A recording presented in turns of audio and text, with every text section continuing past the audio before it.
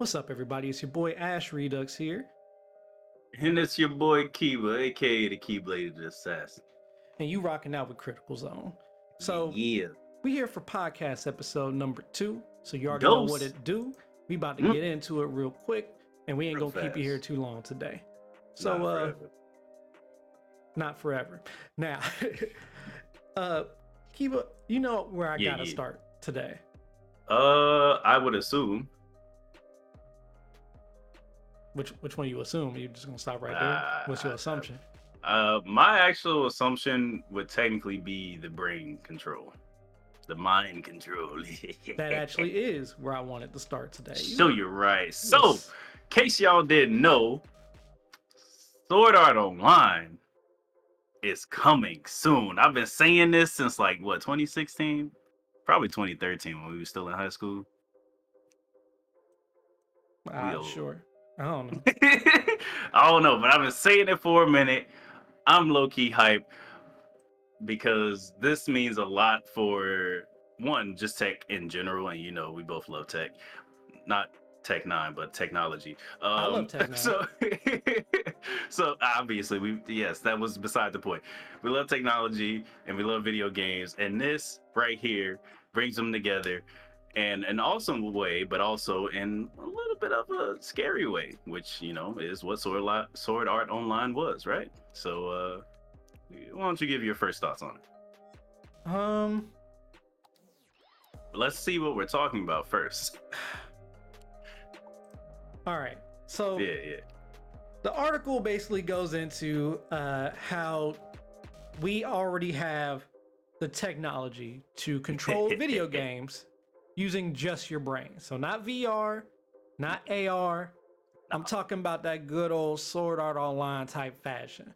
Talking about Kinda. that Doc Ock mind Yeah, control more like Doc Ock. If you think of how like Doc Ock uses his mind to control his, operates. Right. yeah, uses just uses his brain power basically to operate his tentacle arms, right? Right. It's kind of that type of technology. So it's not like Mhm. you put on a helmet and boom, you're in a world in your subconscious type deal or whatever. Not quite there, but yet. imagine like you're still looking at the screen, but you think to yourself, and this might be a little bit more advanced than like, because remember they said it's certain things that they're able to do right now. Certain things are more advanced or a little harder. But think of like if you're looking at the screen, you're playing, I don't know, you're playing Cyberpunk 2077, and you just thinking in your mind, sprint to that NPC over there, punch in face, punch in face, punch in face, punch in face. Then they die at that point, and then you think to yourself, look down, pick up, like all that. If you just think that in your head, basically Right. what you do when you're normally playing, but because you have to think to make your hands move, obviously. Correct. So basically do that, but instead of your hands moving, the character just starts doing it. That's basically the type of tech that they're talking about. Yeah. So essentially, what he's saying is all the little moves that we usually just do automatically in real life, like me moving my mouth to talk right now, and he was describing the movements that would happen for the computer, for the chip that they're talking about, and the game to recognize and decode and code, as they say. So now, obviously, like you said in the beginning, we both want this because the closer we get to me put on the helmet and I'm gone, Boy, the better. I'm know, never listen. coming back. I didn't say that. Listen, I love my wife and I love my children. I'm They ready. can be in the to be with game my- too. What you Nah, mean? They could, but Exactly. Black Mirror. Okay. We're done. But unlike everything else in life, where I'm like, man, I don't want the first of basically anything, because the first of Yeah. everything always got an issue. I don't care what it is. I've never Usually. seen the first of something be perfect, because I mean, humans aren't nothing perfect. in this world, so, right? Nothing in this world is really perfect to begin Facts. with. and so on top of that, plus human error for the first time something new is made, is like, it ain't gonna be great. I ain't saying it's gonna be horrible. Hey, But it all ain't- I'm saying is Nathan Copeland, the guy who's been testing it out, seems to be having a good old time. That's true. So, but what I was saying was when they come out with something I put on my head and they be like, oh, what if you do get trapped in the game? What if your subconscious dies? I'll be like, hey, listen, this is the one time. It's the one time that I'm I'm just have to go for it. I'm just have to go for it. I'm gonna legit just be there like, all right, Jesus, listen, to let me know if this gonna kill me. Nothing. All right, big bets. Yeah, sliding it right on, real quick. No, end of discussion right there. No one can stop me. My wife gonna try to stop me, but she ain't gonna stop me. So. No one can stop him. Hey, look. I mean, you know, if that's the way you go, that's the way you go. But you got to experience something that most people wouldn't. You know. Right. So back to the actual thing, but like they were able to do things like do movement direction and on and off, yes and no type of inputs. For example, Copeland, like you say, he was playing Sonic the Hedgehog 2 with his brain. Like, imagine that. I can't. Can you? Because does your brain do it? Like, that's the other thing that's actually interesting about this. Like how is it visualized? And like, did they put the game on and his brain was like, I want to do this, and so it read that and then it did it? To my understanding. Or like, was it just straight imagination and he imagined, you know, Sonic Unleashed mixed in with Sonic Adventure 2? Create that'd be like if you combine this technology with that one game on PlayStation Dreams. Imagine that, like, you're building the game using your mind. Yeah, that would be fire. That would be lit.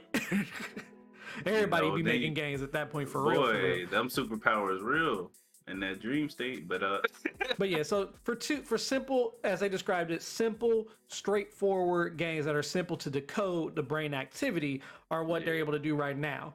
But man, Copeland, the person who's been trying out this technology, by the way, Copeland is paralyzed from the neck down, so they thought he would be fit for this trial since unfortunately he doesn't have much else to do with his time, and it seems to be working well for him and the researchers, and possibly for us later on. But back to what I was saying, he has also been able to play Final Fantasy 14.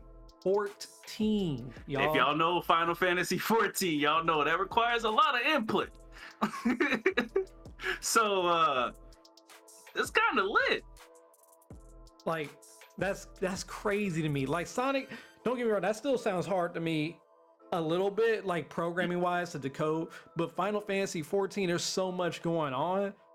Like at least in the Final Fantasy 7 remake, I know you can like go into that little slow-mo state where it almost becomes like turn-based kind of, so at least that makes sense in my mind. Like, okay, like 13. Anything turn-based, I feel like it'd be easy peasy, you know what I'm saying? Right. At 14, I'm like, yo, what? I guess it's as simple as, like, at this point now that I actually have played a decent amount of 14, I got to the last chapter or whatever. I didn't finish it because I didn't feel like it, but you're talking about 15 though. 15. Oh, I am. 14's that makes the multiplayer, sense. The one that the MMO. Yeah, hey, they didn't say a realm even reborn. More input. They didn't say a realm reborn. So even more input, dog. Now that's the question. Since that's for that, does he have to think instead of thinking? I wonder if like how they program the attack. Yeah, because he has to. Does like he actually think the name of the attack? And then they like decode when they put a decoder in for that brain activity, they tied it in with like pressing the number 1 on a keyboard. Or I'm thinking of it like a PC, you know, like when you sign your skills from 1 to 0. Yeah, so exactly. I'm assuming that's what it takes like a setup first. Like you got to set up the key bindings, I guess.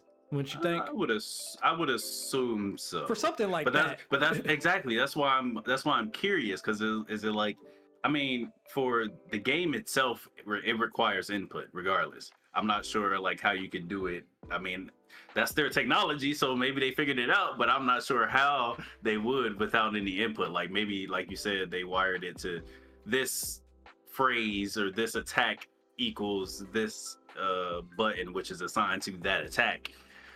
Or like if he really just thinks it, and as long as he's in the right class, he's like, yeah, I'm using that attack. Like, yo, that's so fire. If I don't know, either way, it's dope to see. But like, if it's just like straight thought and like no like technically input, quote unquote, I don't know how to. No, there has to be an input. There has to be. Like this, I don't like the game has to. The game requires an input. So what my guess would be, but it would still be dope. My guess would be is that they ask them, all right, think about using this attack. And they have them do that multiple times until the computer understands what that brain activity looks like for thinking that attack. And then They they did say it was assign difficult. that to the key binding of it. And I'm Right. assuming that'd be easier to do on PC. I don't know how that works on PS4. So I'd say like on PC, you know, they're like, it's like, let's say that skill set number 1. And they were like, all right, think that attack. And he just thinks it repeatedly. And they take that exact brain activity and assign it to the PC, is it however the program, the technology that they're using, and they translate it to the key binding of pressing the number 1 on the keyboard. Because that part of the programming I can understand. Whatever tech they have and how it communicates to the computer makes it almost like a hotkey, and they're pressing the hotkey for and that's 1. why I'm like, yeah, that makes sense. If they did it some other way, that's super impressive. But hey, I'm excited regardless. Yeah, that's pretty beast. But what else they got going on? Yeah, and then before we even get to the last part of that one, but apparently they're not the only ones with like have been like working on that type of tech or wants that tech, obviously. But Gabe Newell, you know, the man himself, Steam, the legend, Valve, all that good stuff. You know what I'm saying? That man said we're way closer to the Matrix than people realize, and we have the technology. He said we have the technology, and that was in April. That was, yeah, you're right. That was in April when he had that interview with IGN saying, "Hey, y'all don't." That's basically y'all don't even know we out here. Right. Oh my god. What y'all think y'all getting them discounts for? So I can spend more money into this project. But the last part of it that was like the big deal was the ethics, as you know, right, behind mind controlling gaming. As you remember in Sword Art, things didn't go so well the first 10,000 for the first 10,000 people. I can't remember how many people made it out of that. It's been a long time, but yeah. So ethically, like you were saying, like what happens there? Right. So real quick. So well, I'll get to the actual. Let me see. Where is the data? Real quick. The actual quote that they mentioned, I believe it's probably towards the end of it anyway. So let me just skip towards the end here. You're talking about the University of Pittsburgh. Yeah. So basically, and when I say BCI for everyone listening, that's basically everything that we're talking. This technology is called BCI, which just means brain computer interface. Very simple to understand. The brain to the computer and the interface that lets that happen. Simple naming, thank God. Yeah, they said we didn't have to make nothing crazy, but they went on to say here. Here we go. So at a professor at Duke University, Nita, if I butchered this name, Nita Farahani, who is a professor at Duke University who specializes in neuroethics, said that this aspect of BCIs poses huge questions. She said, quote, "We have no idea what the implications of making those alterations are long term and how much behavior can actually be manipulated." She says, "Can you stimulate craving or can you stimulate addiction? Could you stimulate particular preferences?" And that when they said that, I was like, wait a minute. So it was kind of crazy because previously they were like, you know, it's not just that your signals are transferring to what's going on. It's also able to go in the opposite direction, which could be pretty crazy, right? So, you know, that's kind of like how in Sword Art Online, it's like, you know, when they get hit, they get the brain kind of gives them the thought of pain, even if they're not actually getting hit. But it's like, what about ethically? What if they're stimulating cravings or stimulating addiction, stimulating preferences? Like, what could happen in these games? And that's pretty crazy thing. Like, every time someone would want to push out an update, you know how much that would have to be combed through by multiple people and like tested to make sure there's no way they can be literally forcing something unwanted on the people. Because that's really brain hacking. Yeah, literally brain hacking. I'm willing to take that risk. Just a little bit, not gonna lie. But what my quick thoughts before we can get to the next topic is basically like that. The fact that it's a two-way path, either they have to figure out how to stop that, but I don't want them to stop that because I want, like, when I'm playing a game to feel as well a little bit. Like, I do. I'm not gonna act like I don't. Like, if I get hit, I don't want to be like, oh my god, I'm in extreme pain. But I want my brain to process like that little bit of like, hey, you know, danger. This kind of hurt. that kind Just of kinda hurt, hit dangerous. different. You know, it kind of hit different because like that's that last level of immersion. If they did that, honestly, like that's how like I felt like PlayStation was trying to do with the dual sense controller, is trying to Right, get more right. like a feel it, and then the 3D audio that they're going for. Same That's with the Joy Cons and yeah, the with HD feel. rumble and stuff. Mhm. Like that's what I feel like we need it in the immersion for right now until we get to something like that where we're like subconsciously we're playing the game.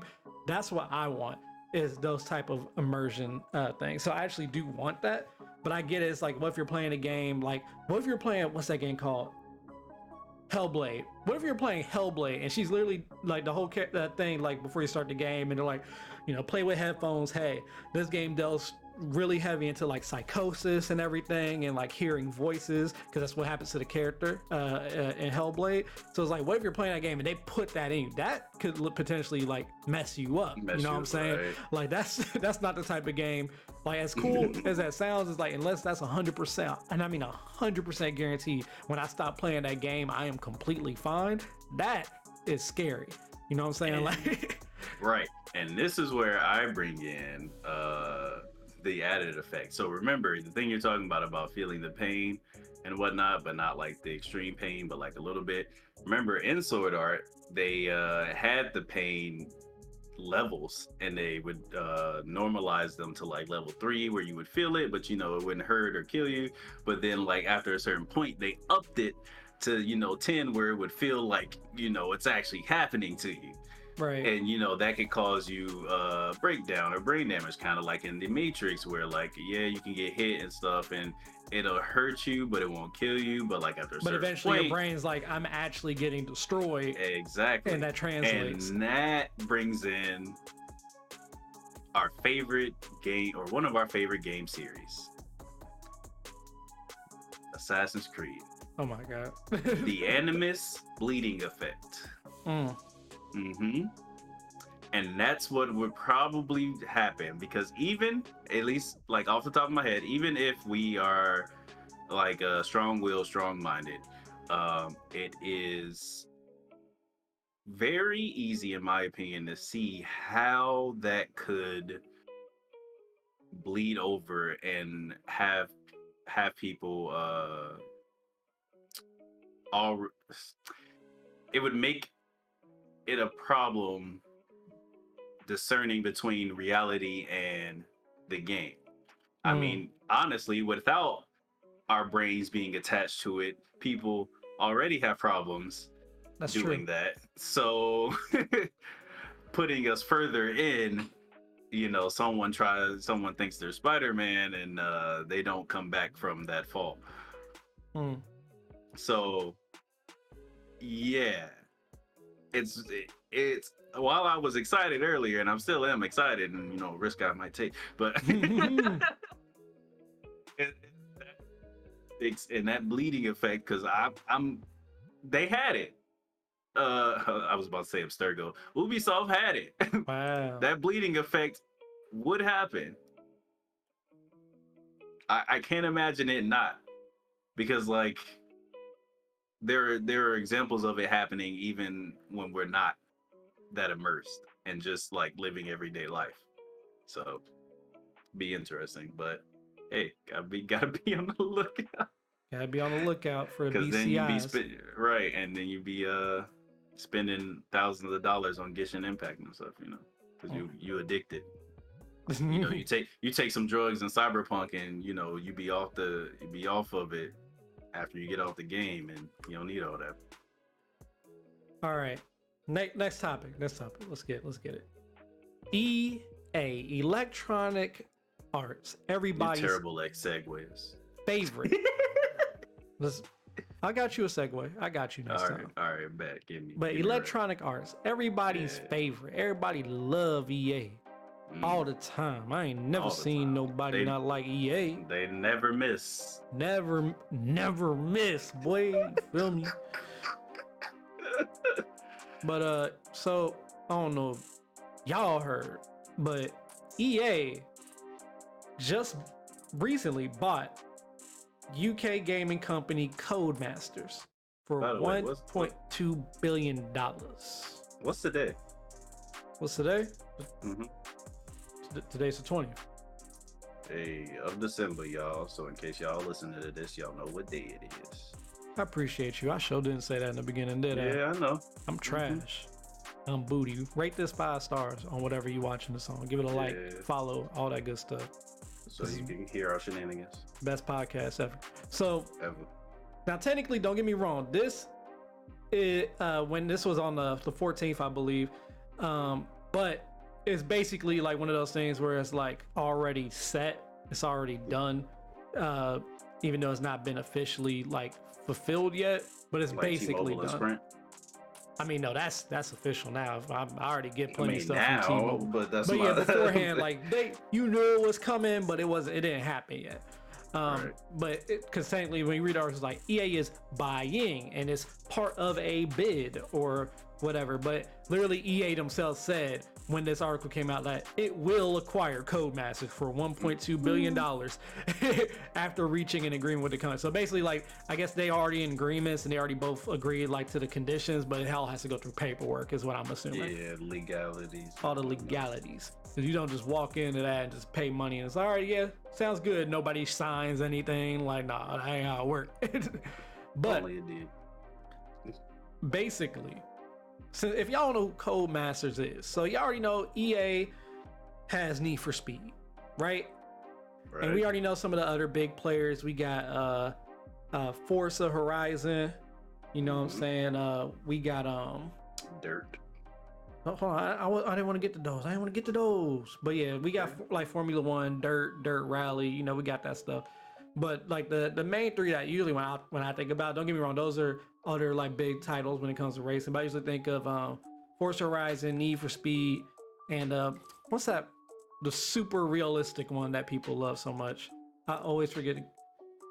Are you sure it's not Forza? Nah, that's not Forza. So it's one that super realistic. Gran Turismo. Ah, yes. Okay, my bad. You're right. You good. So those are like the three big ones that I think of, right? Gran Turismo, Need for Speed, and Forza, right? Even though we barely thought of that one, yes. That's because I'm pretty sure it's an Xbox exclusive. I don't know. But so now at this point, after buying Codemasters develops Formula One, Dirt, and Dirt Rally. So now EA owns almost all of the big major racing game genre. Yeah, buddy. I'm like, can you get a monopoly when it comes to racing game genre? Because obviously any studio can still make one at any time, right? And I'm sure there's plenty of indies, but like, I don't know, it just feels a little bit different to think about them owning all them, if they potentially could own all of the main. Now, I don't think Forza or Gran Turismo, either of them about to sell theirs, you know what I'm saying? Like they know that they can make their money, and I don't think they're gonna sell their stuff. But it's just crazy to think that it's even possible of one place like owning so much of the racing scene at one time. You know what I mean? Yeah, so Sony does Gran Turismo technically. Okay. That and Polyphony Digital. So I doubt Sony is going to take that L. Right. And then what was the other one again? Forza. And I'm pretty sure that one is like literally published by Microsoft. Yeah, because that. Yeah, I think Microsoft might let that fly. I could see that for some reason. Really? Microsoft has been on a I want to team up kick. Yeah, so maybe they won't out. just sell it. Yeah, maybe they won't just sell it, but maybe they'll do like some kind of game together or something. They just kind of like let they still publish it, but they like let EA develop it maybe. Right. An EA studio develop it, or I don't know. I can see that. But that's just crazy because I'm like, I personally don't have a problem with a lot of the a decent amount of Need for Speed games. I haven't played every one, don't get me wrong, but the ones that I have played, I enjoyed the ones that I played personally. Mm-hmm. Which ones have you played?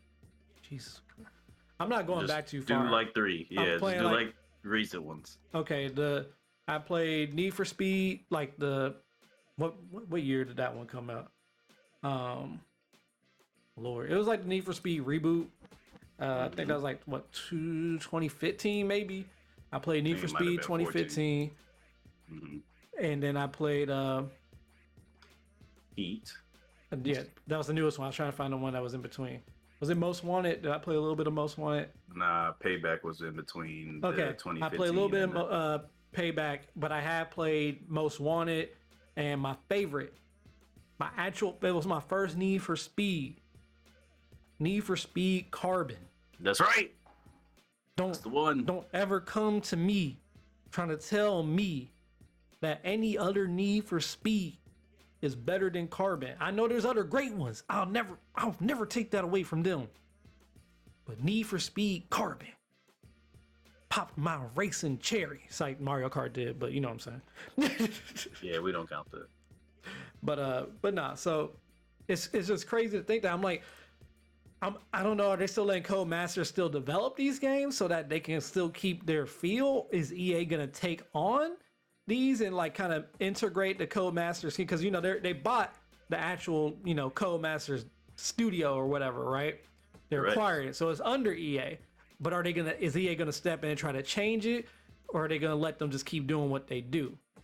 That's the real Very question. good question, because I think in the article they talked about them. They said, let's see, EA's acquisition of Codemasters is expected to close in 2021. Codemasters shareholders are getting about $7.98 a share. Oh, right, because since they're buying it, all those shareholders are basically null and void, so they'll just get that much money per whatever shares they hold. Or however share, right? Which kind of sucks because at least I don't know. I'm not completely sure on stocks, so don't quote me, guys. I'm Googling what their stocks were. They're $650 in, sorry, not 658 something in German, I think, or London. Sorry, I don't. Leave me. Don't be mad at me, y'all. Finances, I'm still learning. I'm growing into my adulthood of learning things like that. So, but yeah, they're worth 654.50 whatever GBX. Let's look that up. What's GBX? What GBX? That's just the name of the stock. Is that the name of the stock? Pretty But sure. it's called But it's called Codemasters. Codemasters is CDM. Okay. Then what's GBX? Is that the dollar I type? don't know. That's what I'm trying to figure out. Sorry that we're trying to figure this stuff out. They all right. Don't worry about it. Currency. Pence sterling. Yep, penny sterling. So let's do that transfer, I guess. Y'all can just give me a calculator. Y'all got to do all this. 654.50 is what I'm just gonna do. That is $8.86. So basically, I think they gave them about close to what it's worth. Because I was about to say I literally just did 1 billion to Pence sterling, and it came up 738.94. So I'm like 738. So it's kind of, if it was 1.2, that probably makes sense. Then, so that's probably is what it's worth in American dollar. Okay, so my bad. We learned something today. We all learned something today. So you know they get basically what the company is worth at this point, or what it was worth before so EA bought. EA them, literally just basically paid whatever about what the company would be worth to the shareholders and stuff. So that's right. why the shareholders were probably like, yeah, works for me, whatever. I wonder if they're gonna buy back in or something. I don't know. That's a whole different topic. We're talking about games. But yeah, so back to the main point. If EA steps in, it doesn't have to be a bad thing. I'm gonna say that right now. That does not make it a bad thing, as long as you don't shove microtransactions in or something like that. But otherwise, that's not a bad thing. Need for Speed Heat was a good Need for Speed. It wasn't the best one, but it was definitely like back on the rise towards at least for me and what I could tell other people who are more longtime fans than me said, is that they felt like this is a much better step in the direction of what they want from a modern Need for Speed game. So I was like, okay, sounds good to me. So if they can keep up that, which sucks because they did not advertise Need for Speed Heat like they should have, but if they can keep going on that rise and they can kind of like, you know, let Codemasters still like let that studio still do what it do, but maybe be like, all right, you from my last Need for Speed Heat game, you go over to the Formula One game, you go over to the regular dirt, and you go to Dirt Rally, and just have like one or two people from their own teams like go over there, just to be almost maybe not consultants per se, like but not in charge, but just be like there and throw in their own 2 cents and actually help in the development process too. I think that could be actually be pretty beneficial. I'm just more afraid of if they like kind of swoop in too much, then next thing you know, Formula One Dirt and Dirt Rally will start feeling too much like too similar. Sort of like the Ubisoft effect where people say like Far Cry and Assassin's Creed and Watch Dogs just have too much like gameplay mechanic similarities for a while when they were still pushing out games every year and stuff. You know what I mean? So people are like, oh yeah, you know, Ubisoft, once they find something they like, they put it in all their games. And since Ubisoft clearly likes some of their mechanics a lot, they put it in all their games a lot. Right. So it's like I don't want that to happen where people start feeling like, you know, there's 4 racing games and now they all kind of feel too similar. What you think? You make a valid point, and that is something to be interested in and worried about, because like you said, like, are they just going to let them do whatever they want? Or are they gonna like change, or is it just gonna be like a narrative direction or like a concept direction? Because like, you know, now that you bought the games, are you just gonna destroy the series?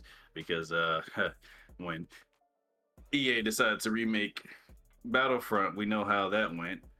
And then you know, as excited as we are for Mass Effect 4, we know how Andromeda turned out for most people, even though people said it wasn't a bad game. So it's like uh, they don't have the best history with series that I know of, and I'm young, so maybe y'all can enlighten us on something that they did do well. But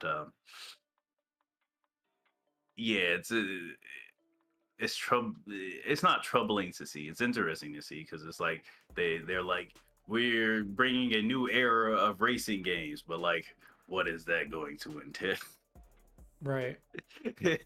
Like, will this be uh Dirt X? Will this basically be the crew where, like, you know, we could do Need for Speed racing and then drive to a rally raceway, and then, sorry, I'm thinking of Forza, and then jump into so we drive to like a rally dirt ray, and then we jump in some dirt cars and do dirt racing, you know. Mm-hmm. Like, so like a crossover, major crossover, you know. Maybe they saw the crew and was like, hey, we can do that. I totally believe EA doing some stuff like that. Be like, we like that. Let's put that in our pocket real quick. So I'm interested in seeing what's going to happen, because, you know, new things are always exciting, but it's EA, our favorite company. Favorite company. Ain't never seen nobody do it like them before. No. Literally. Literally. But all right. So there was one more thing I actually wanted to say about it too. What was Time out. I'm sorry. What's happening here? Oh no, I'm about to be mad Lord, about he that in a done minute. messed Don't worry up. about that. No, it has nothing to do with our stream. I mean, I know that. But I'm a little upset right there. I don't know, but I'll come back to that. So, what was I saying? It don't even matter anymore. Let's talk about being a pro. Keeper, what would you say you a pro of? Rocket League. I almost wish I was recording our faces right now. You out here lying like that? You just lying? You a pro? That good, yeah. Okay. Well, They just gotta find me. just like how you not a pro of Rocket League, we gonna talk about how there is no Nintendo Switch Pro. That's what we gonna talk Okay. about today. But So, IGN had an interview with El Senor and Signore Dogo Balzero, aka Doug Bowser, aka the President of Nintendo of America, Please aka stop. the new Reggie Fils-Aimé, aka I don't know if his body ready, but his name is. So, I mean, he Bowser. So, in that interview, you read through it, right? Yeah. There's a lot in that interview. There's actually a decent, There's a decent amount, IGN. yeah. I mean, not IGN. He Polygon. already said the wrong people. Polygon twice. asked really good questions, and I was happy that they can actually kind of pushed in on some of these questions when Doug kind of gave the PR response. You know what I'm saying? Right. He was. You can't ever be mad when a company is giving the PR response. I know we want to hear some stuff, but sometimes there's, for business reasons, for their own reasons that make sense monetary wise, they can't just tell you everything. We ain't dumb around here. But when they give you that, like, it sounds like a really good PR response, when it, like, they prepared for that question, you know what I'm saying? You can kind of tell sometimes. Right. Excuse me. But even when Doug kind of gave a little bit of that, I liked how Polygon seemed to keep going, like, you know, hey, just we kind of want to confirm, you know, like, hey, I know you said that, but that kind of didn't answer our question, you know, like they wasn't playing in this interview. So Polygon legit went as, is Nintendo holding back games for a Switch Pro? Like, they just was real upfront about, like, you know, like, let me actually skip to this real quick. The part of the legit question, I don't want to read the whole thing here. You always go check out the interview on Polygon's website. You should, because they did a good job. But they said, you know, just putting against 2019, for example, with Link's Awakening and Luigi's Mansion 3, Pokemon, it's obviously kind of a different beast versus this year, which, you know, we got Pikmin 3, good game. Hyrule Warriors Age of Calamity, good game. Mario Kart Great Live game. Home Circuit, you know, really good. But you don't necessarily have any big new internally developed games, you know what I'm saying? And we know COVID, delays, we know all that. But is it potentially possible that Nintendo trying to give us like a refresh console, a reboot console with the Switch Pro so that y'all can save that big lineup for that? And Doug was all, I love how he started. He's like, Russ, the way I'd answer that is, that's how I imagine him saying it, because that's quote what he said. Russ, the way I'd answer that is, you know, as we look at the 4th year of Nintendo Switch. All right, you we said you continue was to not see- about to read this No, article. I just want There to, like, you go. you can hear the PR. I want them to hear the PR voice that he had. Oh You know what I'm my saying? God. But you know, he goes on. He kind of talks about, like, you know, the Switch is doing great, giant catalog. You know, look at the NPD numbers. We selling units still. We still moving selling bricks. units. Like, it's crazy. You know what I'm saying? The Switch is going strong, boy. And then they were like, you know, with rumors of a Switch Pro been floating around for years for a while. You know what I'm saying? And with the, you know, right now with a handheld screen at 720p, you know, it's a little weak. It's a little weak nowadays. We know that Nintendo never been pushing hardware that hard like that. But 720p a little weak. What y'all looking for? Y'all thinking about updating the hardware after the 3-4 years? That's what y'all usually do. You know, Nintendo, from what I know, it's usually like 4 or 5 years for real. But sometimes it is 3 to 4. And they're like, you know, how does that match with Nintendo's long-held strategy of updating the hardware? And by update, honestly, they usually put out a new system within that amount of time. Handheld, with the DS, they've been updating. So I don't know, maybe they asked that kind of like because of the DS getting updated hardware, and they're thinking they'll do that with the Switch. I don't know, but technically Switch is both. So who knows? I'm like, what DS new hardware? No, that's how the DS was. Like, we had the original DS, we had a DS I Lite, know then what we you're had the talking about. I'm DSi. just saying there isn't one. No, I'm not. I'm saying they said No, I'm update the saying hardware. I'm just, yeah, but we were talking about how Nintendo doesn't really necessarily update it. They basically do it. Yeah, anyway. with consoles, they just, and that's why I'm like, I don't know when they Oh, okay, worded that that's fair. question that they said, because they said Nintendo's long-held strategy of updating the hardware. I'm like, they don't normally update the hardware though, except for their handhelds. Their handhelds, they update the hardware plenty. Because the Game Boy Advance is literally just a Game Boy Color, but it's quote unquote advanced. They, you know, they changed the cartridge, but it's still supposed to be the Game Boy.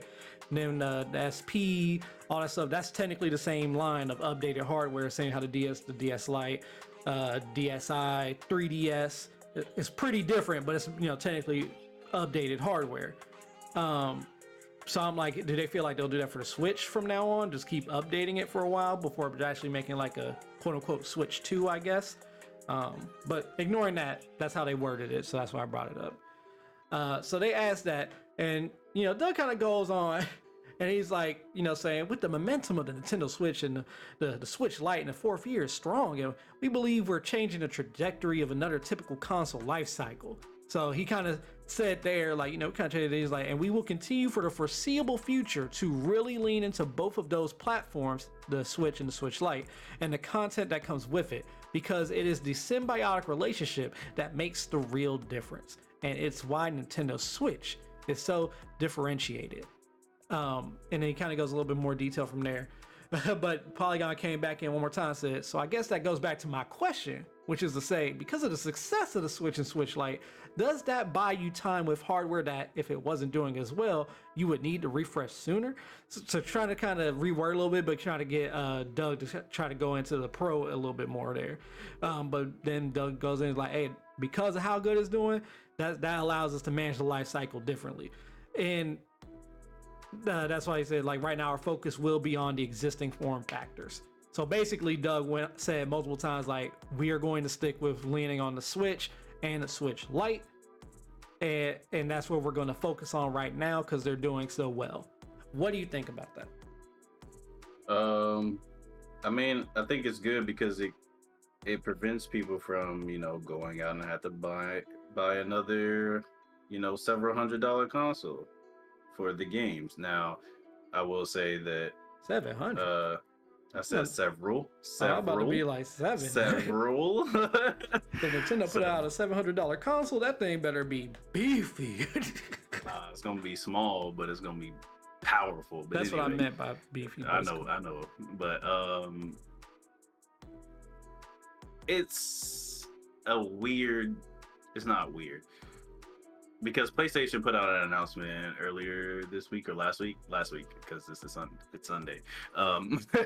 They put out an announcement last week. They would continue to support the PlayStation 4, even though the PS5 is out. Because unlike with the PS3, they got dumped off. They want to have that support, and I assume because the time that we are in with the pandemic, they say we want to sell more, even though they keep selling out of stuff, and so basically, I feel like Nintendo is kind of under that same thought process where, like, we're trying to save people money, and Nintendo's always kind of been family friendly, so they about the costs and stuff, and at least I would think that they do. They think about the cost and not having to pay a whole lot of money for a new console, especially since like, to be honest, their main games, Zelda, Mario, Pikmin, kind of those, in my opinion, even though they're all great games, they're not really they're console sellers. But like, what else like before the Switch and it getting third-party games, what were you really playing besides that in Smash? That was the one I was thinking of. So what other games are you playing besides those? And that's it. Maybe Pokemon with some kind of attachment device that would help you do that. So now with the Switch, they added third-party games, and they're like, we might as well just focus on this because this saves us a lot of work and time. Because we'll just have the devs of those games, and maybe some of our people go over there and help them out, because it's our console. While we can, take our time, figure out new strategies. Because people are still buying it. Like you said, they're still doing well. They moving the bricks. Yeah, their NPDs every month be crazy. And I haven't checked their NPDs recently. But just, they usually, like, every month always sold more than... Tell the people what NPD mean. Just not everybody knows. Layman's terms, it just goes in like how much they selling and how much money they making. That's the quickest version I can put it. I forget what the NPD actually stands for, like the acronym, but it just goes with the actual numbers of what they're pushing. So yes. basically for a long time after the Switch came out, the Switch has been like on the top of the NPDs basically every month over both previously like PS4s, PS4 Pros, and like because when it says that, it usually includes PS4 and PS4 Pro in the revised editions, because it's just like basically under Sony. And usually the Switch sells the most, and that's not like just in Japan. That's also in the States. And I think I usually don't check international ones. I usually just check the States and Japan when I do look at them. Sometimes I look at the international ones. But yeah, it's just crazy how much the Switch really be out here pushing. Like Nintendo making money off of Switches. Excuse me. So yeah, that they out here pushing. I'll let you finish your thought because I want to say mine, so I'll let you go completely. Yeah. So like you said, they're pushing. So they don't really have to be worried about much. They can focus on making their games, hot, making sure you want to buy the console that they already have, and adding more content to it. So, they have the platform. Now they just keep adding stuff. So you'll be like, yeah, that's cool. I'll stay here. I'll keep playing these games, or I'll keep using this console because you keep providing me things that I'm able to use it for. So it's a good strategy, and I mean, hey, they're working it because they are a business, and as we know, Nintendo be ruthless anyways. So I mean, I'm not really mad about not seeing another console because again, everybody gets that I gotta buy this new console jitters, and it's like we really don't. Like we had the conversation about the PS5, and it's like, but what's really on it though? That's exclusive. What, Demon Souls? Ooh, one game. Great. So it's like we can still play most of the things on the PS4, unlike Cyberpunk. But so yeah, it's a good strategy. I don't really want to buy more consoles. I honestly barely play my Switch as it is, even though it has a whole bunch of games, because I have a crazy backlog and we trying to provide content for y'all. So I mean, I'm cool with it. I'm interested to see what they about to bring for this Zelda anniversary, but I'm chilling. Okay. Let me tell y'all what I think about this.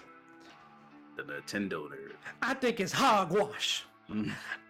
I think it's lies. What are they thinking? They out here lying. They out here lying to your face. Oh yeah. That's right. They got a project in the work. Let me tell you how it is. What they got in the cut? Look. Go back to that. Go back to that interview. When was this interview done, bro? Go back and look. Go back and look. All the way up to the top. Or at least when the article was published, which means it had been done like shortly before. December 16th, 2020. So about 4 days ago. So this article was written 4 days ago, right? 16th, right? Yep. 16th. Oh my God. Only a week away from Christmas. A little bit more than a week away, like a couple days, right? Couple days away from Power. You think this man about to tell people they making a new console before Christmas? I mean, but why not? Because then who gonna keep buying people Switches? Yeah, I guess. That ain't no guess. That ain't no guess. Like, be honest, if they that'd be like you about to buy a PS4. Like if they just announced you about to buy your kid a PS4 for Christmas, right? And they announce that a PS5 come out next year. Your kid at that point, like, Daddy, give me that PS5. Like they don't want a PS4 no more. Don't say hopefully, hopefully my kid is like that, because I was like that. But he gonna be salty when he don't get he go have to wait. So, but you know what I mean, though. Like a lot of people, like, why would I buy this one? Especially because that means later on, at least this one, the current one, would become cheaper anyway. So you might as well at least wait for that price drop. Either way, you buying one now would basically be kind of foolish. So it's like, why would you do it? So like, it's not saying that he may not be lying. Don't get me wrong. I'm gonna tell. I was joking when I said all that. He might not be lying. They really might not be doing a quote unquote Switch Pro. But I'm also saying at the time when they did this interview, this man would not tell you anything about that anyway, Mm-hmm. like at all. He don't care how much you push. He wouldn't say nothing to you. And besides, if we go based off of Nintendo's history, they don't like to tell us until Yeah. like actually kind of Until they would close. decide to tell us. Yeah, and they actually don't even. Well, let me see. Hold on, I want to check this one.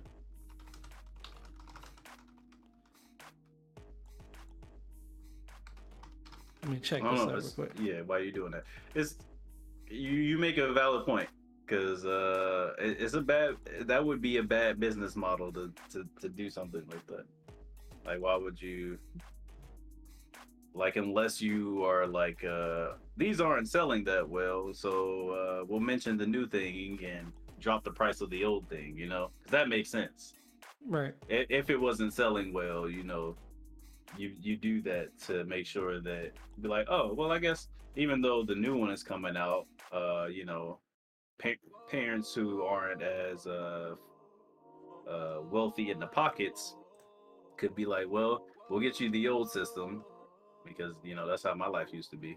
So you know, I was cool with that. So, you know, I got made a system and it was cheap, and I got to play the games that I wanted to play. So, you know, if that was the case where they weren't selling well, then that would make sense. But since they are selling well, like we keep mentioning, yeah, telling someone that you got something new coming along it would lower your sales a bit.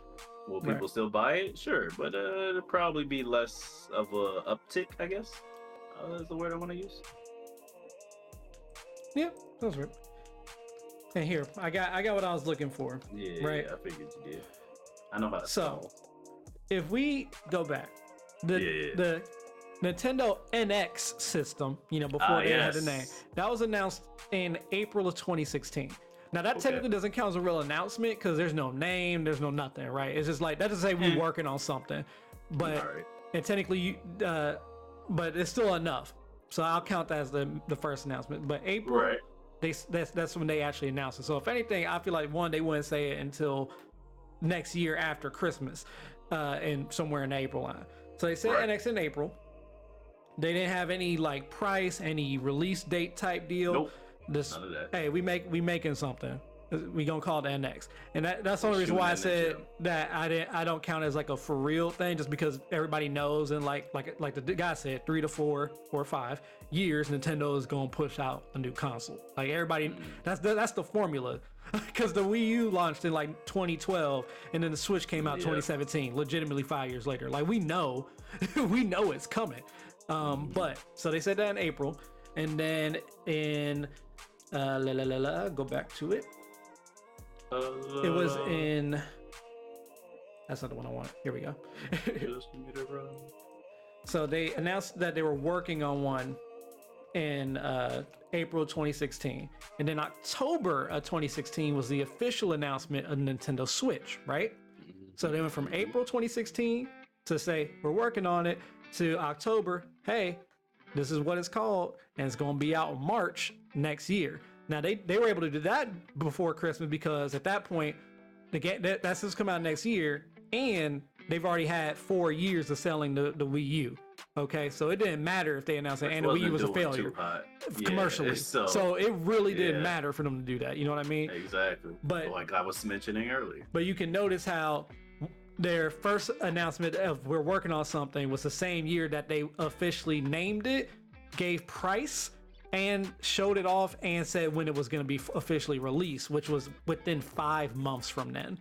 So if anything, if the Switch is doing good and they're going to put out a Switch Pro, then I say they do the same thing, except this time since it's like just an upgraded version, like a 2.0 version. They don't have to like go crazy with like marketing. People already know what the Switch is. They just say it's the Switch Pro, and you know, kids will market it from that at that point. Kids and anybody who's an adult who can buy it for themselves already knows what it is. So at that point, if they just let people know that, I say like same time April, but instead of doing April and October, since you already know what it is, April, hey, Switch Pro coming out holiday season this year, 2021. That's all they gotta do. Correct. So I feel like they'd wait. And if they do and then on top of that, they dropped the new Zelda. Yep. Boom, you're done. Put the new Zelda. If you want to play Breath of the Wild 2 at its best, Right. played on the Switch Pro. Exactly. Now, And obviously, there it is. knowing Nintendo, they'll because even Breath of the Wild on the Wii U, it still ran and looked Oh, yeah, decent. it was pretty good. It had some frame rate issues a little bit, but only in certain places at certain times, and it I was got it. unlike Cyberpunk. You were easily able to play it on Wii U. Agreed. You know what I'm saying? As well as Switch. By But the way, we actually still love Cyberpunk. We're not bashing it. You're or not. the devs. I actually Devs really could- enjoyed the game. Devs did a good job. He's on PC, so he can say that. I can. But hey, Is this my privilege?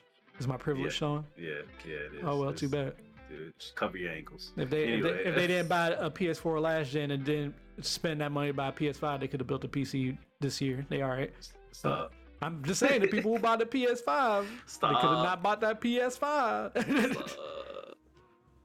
But yeah, so basically, if they are actually working on it, of course, I ain't gonna say nothing right now.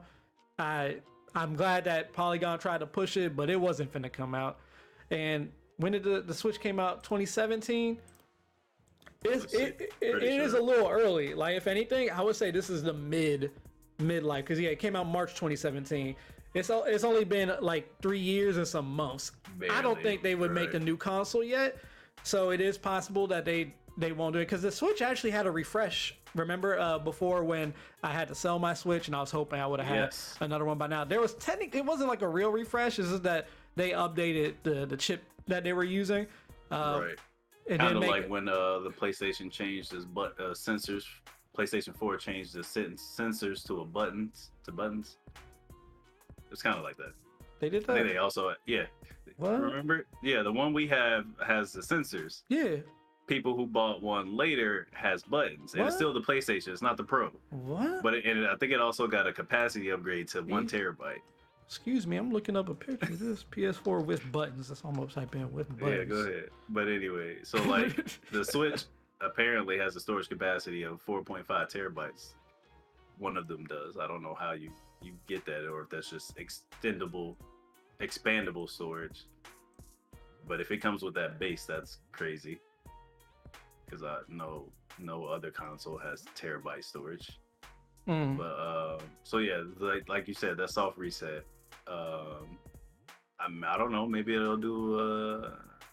I mean, like you said, it would be kind of early, but maybe a soft reset. I don't know. It just seems like the time. It just seems like a good time to do it. If they were going to do it, they would do it next year.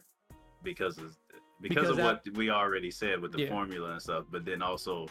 That Zelda boost would give you a boost for those console sales Right. if you wanted to do that. But I could see them not doing it too. But Yeah. So that's the end of my thing, is if they're gonna do it, you'll find out next year. If they're not gonna do it, I don't think you'll hear anything next year, and then that means they're saving everything for an actual next console, not like it'd be a Switch Yeah. 2 or whatever they want to call it. I don't even know if they're gonna keep the same formula. Nintendo likes to change it up.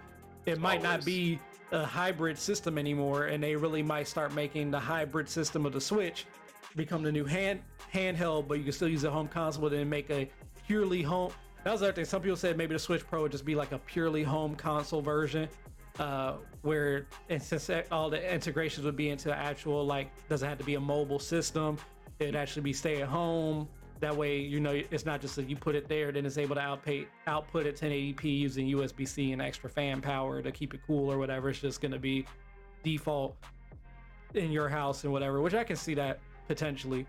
I mean, and they as also well. said they weren't going to kill off the 3DS, but They will eventually. No 3DS it's games are already coming been out. killed off with the Switch.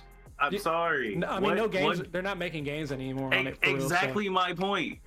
And they said that BS in our faces. I'm like, y'all some bunch of liars.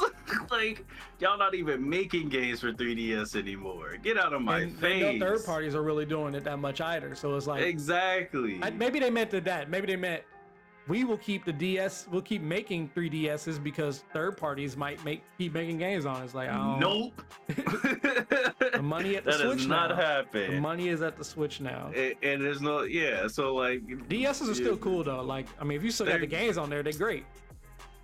But if people have a PC and they emulate any of those, even the 3DS games, or if they like Start letting you get Bunch those of games. wires. Let those games come out on Switch, and the DS is definitely gone. I don't care. Give me a Nobody new Mega Man game. Okay. Other than 11. Okay. 11 was really good though. Okay. Everybody should play Mega Man 11. All right, that's enough Mega Man promotion. So Never. that's the that's the end of the podcast today, everybody. We thank y'all for Mega Man. coming in. I'm gonna assume that Kiba's final thoughts, final anything comments is just gonna be Mega Man. So Correct. I'm gonna skip him and I'm just come to me. I just want to thank y'all for tuning in for the second episode of the Zone podcast with Critical Zone. Yeah. As always, make sure you follow both me, Ash Redux, that's ASCHREDUX, and Yep. my man's over there, King Kiba. His actual tag is Kiba, that's KEYBA.EXE, because he is a Mega Man stan. So, Correct. with that being said, The .exe version. the .exe version specifically, which I believe was proven to be the strongest Mega Man. But Correct. continuing on from that still, make sure you join the Critical Zone Discord. You can find the link in the description, as long as I remember to put it there. Follow us on Twitch at the same spellings of our names that we gave you before. And make sure you also follow us on Twitter to stay up to date on everything as well that we put out. And as always, keep it critical. Yeah.